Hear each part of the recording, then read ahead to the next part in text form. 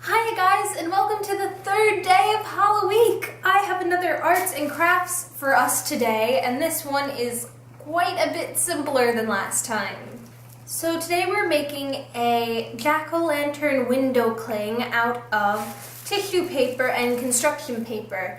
So this is a craft that's, good for younger kids, although, I think 7 and up maybe. But they still might need some help with the cutting out because, it's a bit difficult sometimes.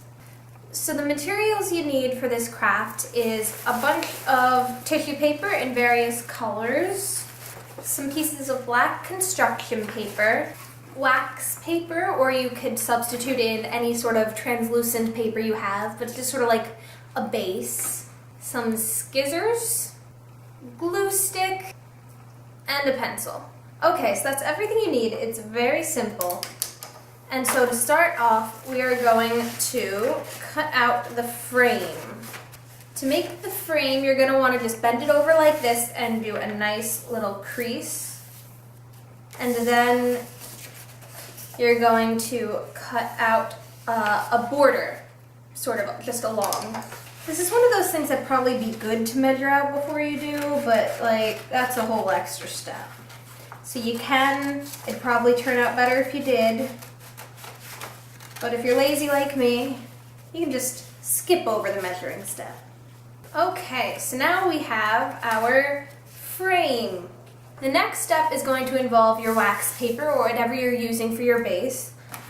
And you're going to want to rip off a piece that'll fit into your frame. Okay, so once you have your base piece cut out, you're going to want to fit it to the sides of your frame, so you want to make sure that it fits. And if it's too big, just cut off pieces on the end. Okay, so now that you have a size that'll fit in your frame, you're going to want to glue it down. So take your glue stick and just sort of apply some glue around your frame. So then place your wax paper onto the glue and press it down all around every side.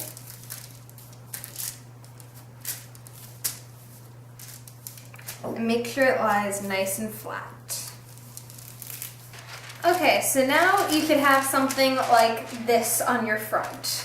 The next step is probably the hardest step out of the whole project, but I still think we can handle it. And this is going to be drawing out the shape that you're going to have as your focal point. And for me, I'm doing a pumpkin. So you're going to want to trace it out with a pencil first, and then you're going to cut it all out. Now, of course, you don't have to only do a jack-o'-lantern. You could do literally any shape you want. You could do a ghost, a raven, a witch.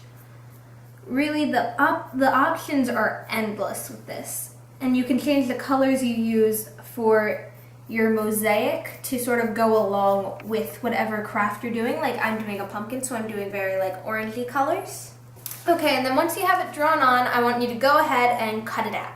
And upon cutting that out, I can now safely say that a younger kid will definitely be needing help with that because I struggled through that. All right, next step.